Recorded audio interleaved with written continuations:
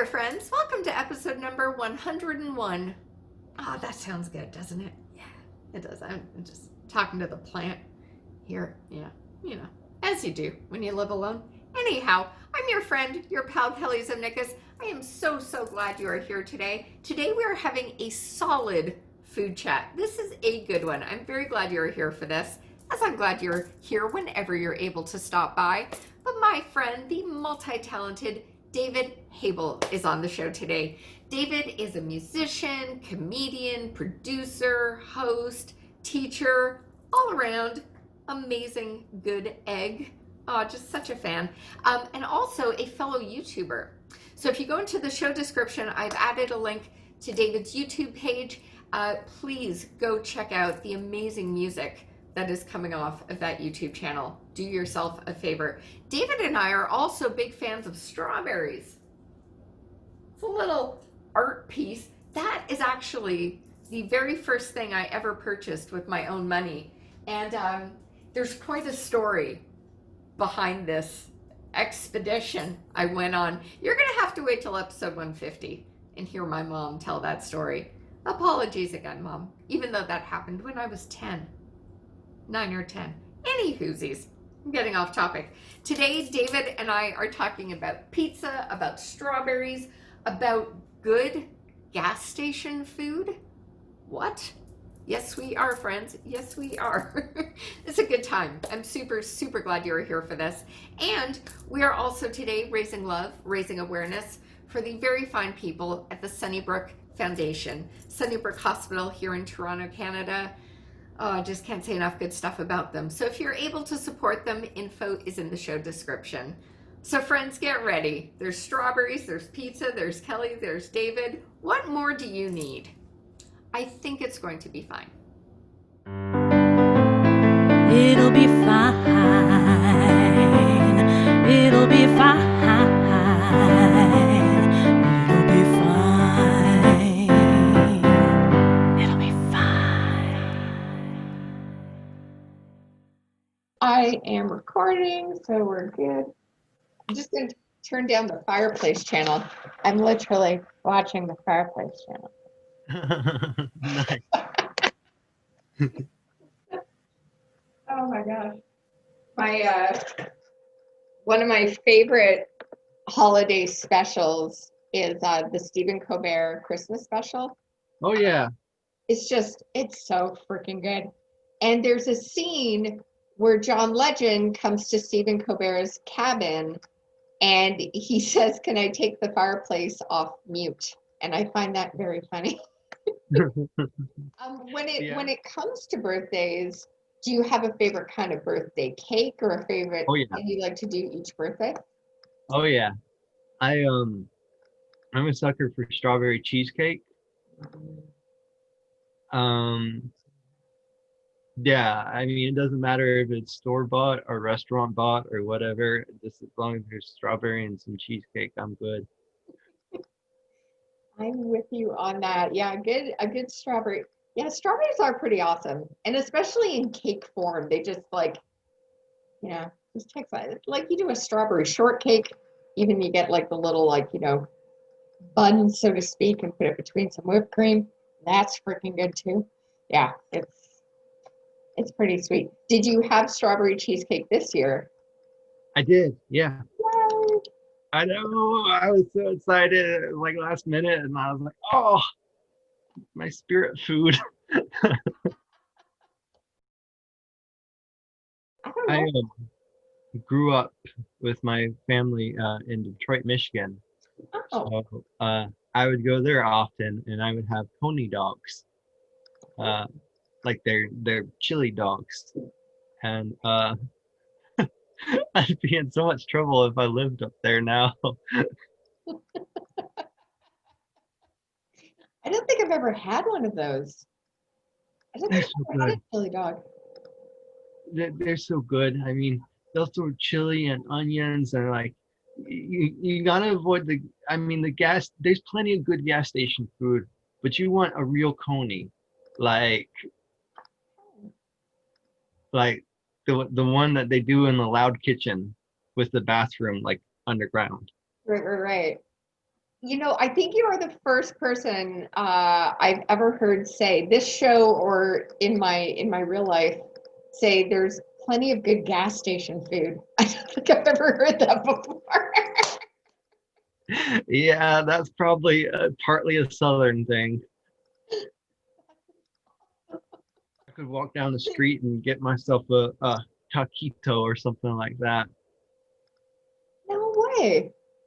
Yeah, I mean, it's not terrific, but it's good. Yeah. Yeah, no, that is not a common phrase. Definitely not. I will say the time I was in oh gosh, I think I was in San Antonio, Texas. Mm. Um, Found a good spot at a gas station slash laundromat slash taqueria.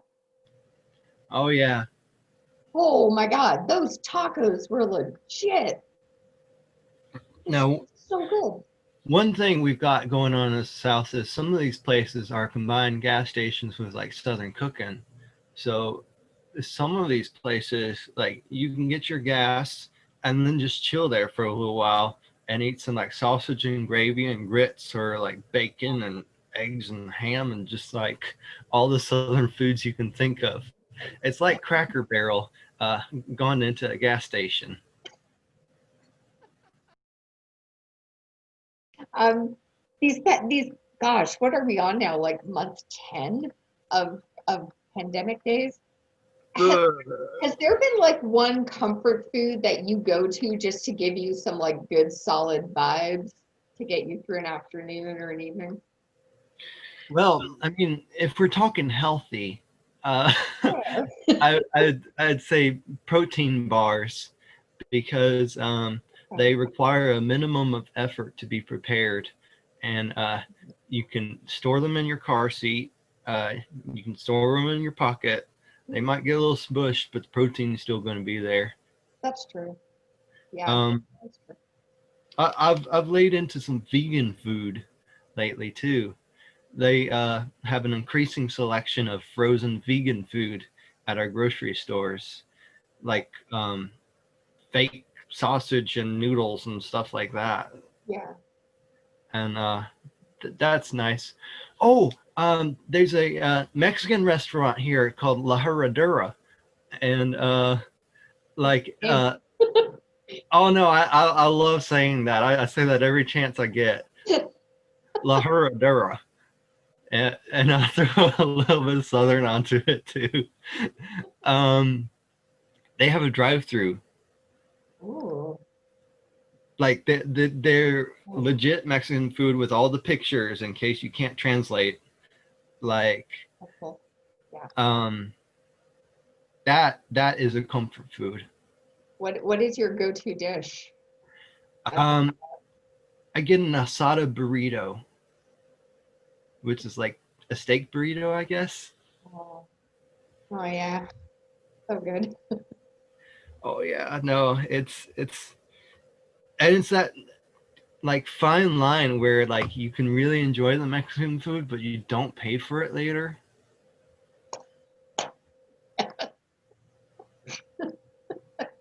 Yeah. I I don't want to put down all Mexican food as causing digestive issues. I just realized, but my body has a particular set of digestive issues, so Yeah. body is just rejecting things more and more as I age, and my therapist would say it's because I got a little bit of psychic training like in the past year or so, and so my vibrations are higher.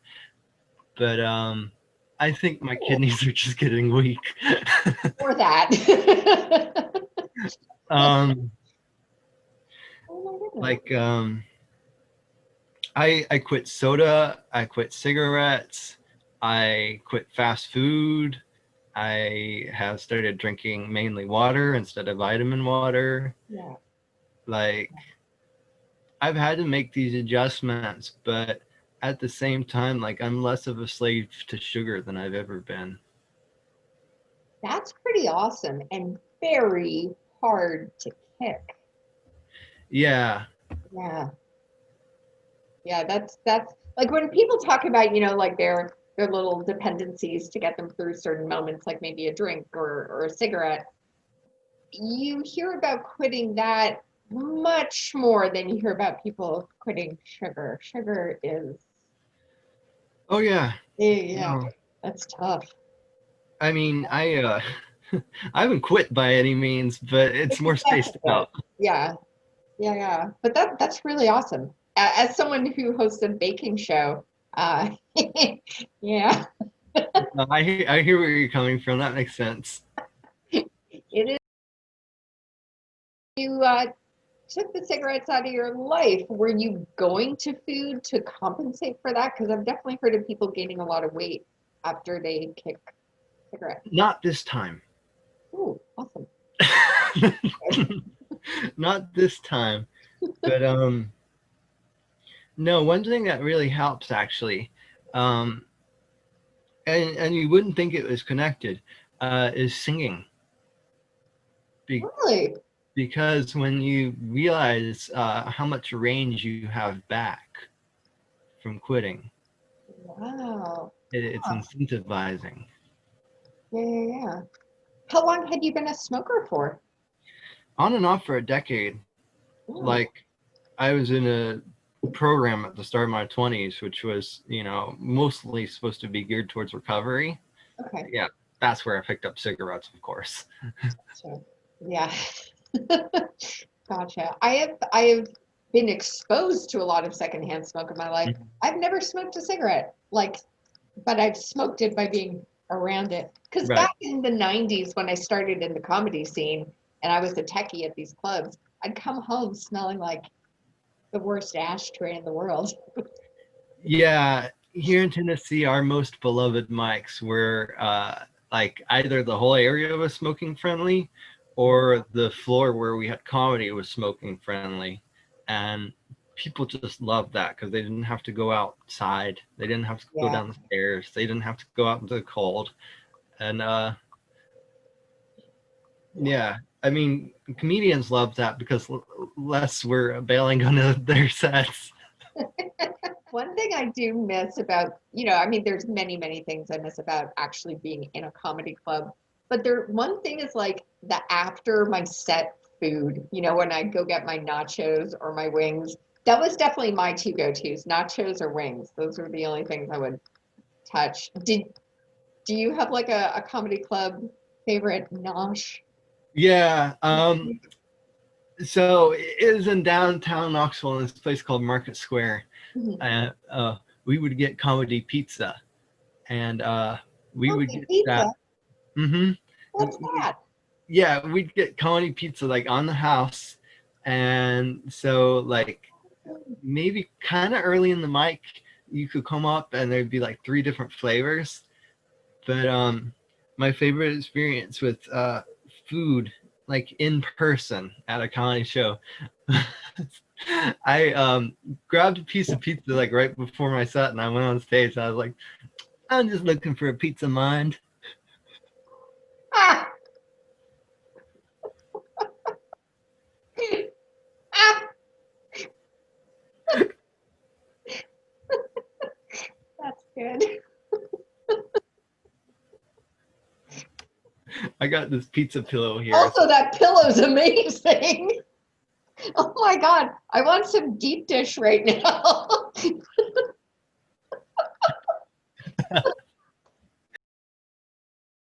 I love that pillow. Oh, that is wicked. Yeah, this is a thrift store find. My best pillows are. I love that. Oh, dude, that's awesome. I like that a lot.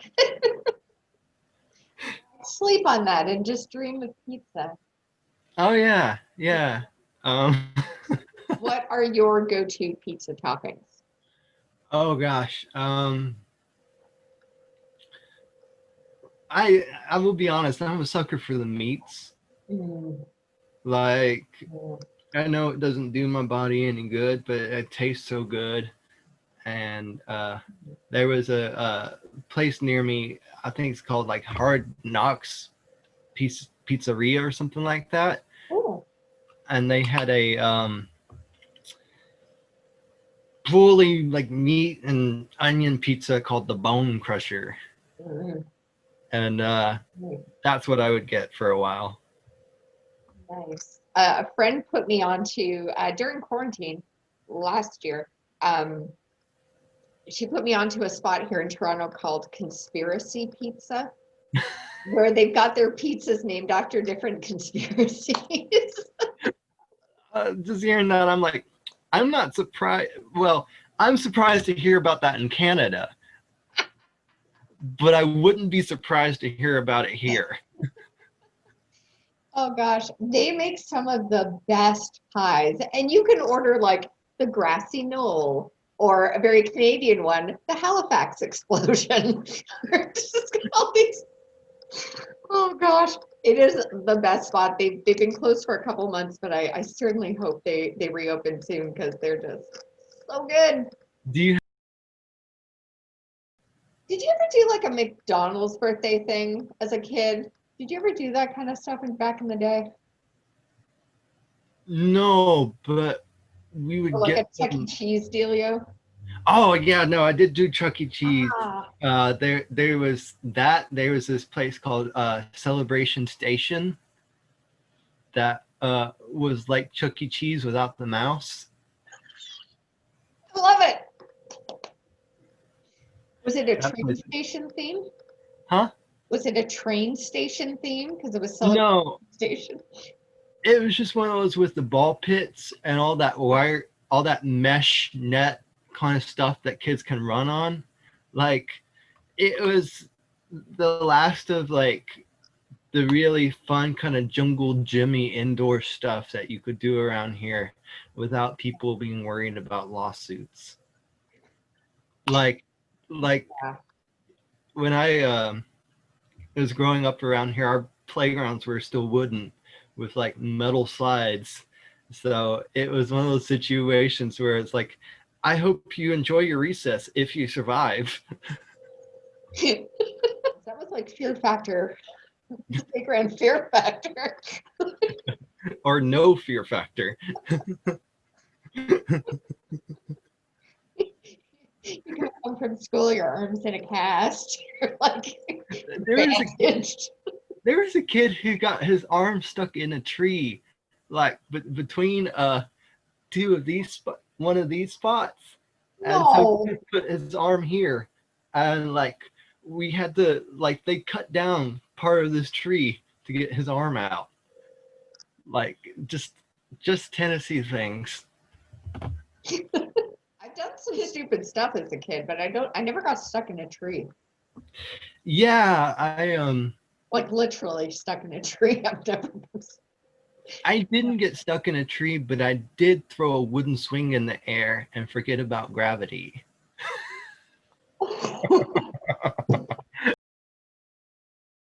I was like, oh, okay, that's out of the way now.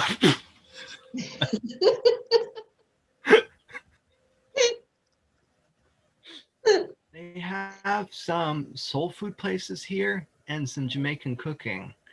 Um, Knoxville, and this is a kind of a secret.